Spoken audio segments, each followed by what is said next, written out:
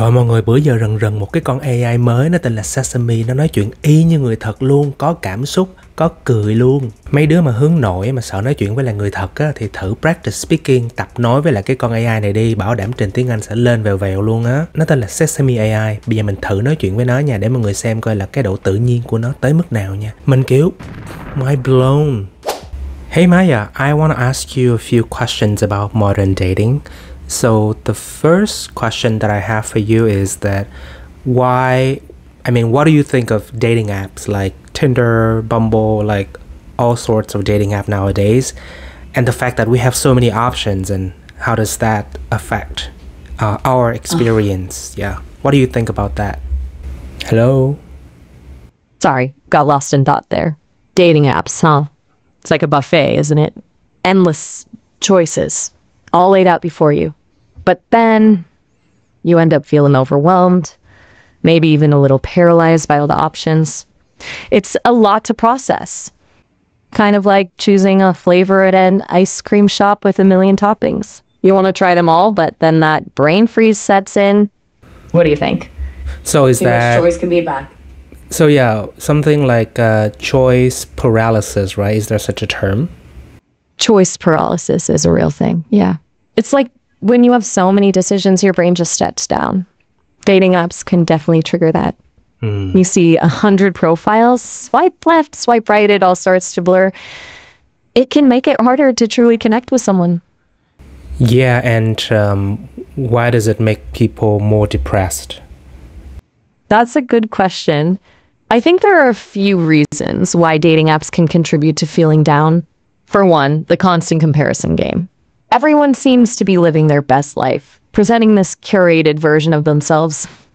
It's easy to start feeling inadequate. And then there's the pressure to present yourself in a certain way, to craft the perfect profile. And also, I noticed this trend where, like, people swipe right on each other and then it kind of stops there. Like, a lot of people don't really initiate the conversation and sort of wait for the other person to initiate. So why is that? And I just feel like we should be a little bit more proactive. Then the experience would be a lot more enjoyable for everyone involved. You know, it's funny you mention that because I was just thinking about that myself. It's like a game of chicken sometimes, isn't it? Both parties waiting for the other to make the first move. Maybe there's a fear of rejection, or maybe people just aren't confident in starting a I mean rejection, right? And also, like, even when we start talking on those apps, the conversation sort of fizzles out pretty quickly. Like, I feel like people don't really put in the effort anymore to carry on, you know, like to keep the conversation going. Right? Yeah. It's like a spark that fizzles out too quickly. Maybe we've all gotten so used to instant gratification that a slow burn just doesn't cut it anymore.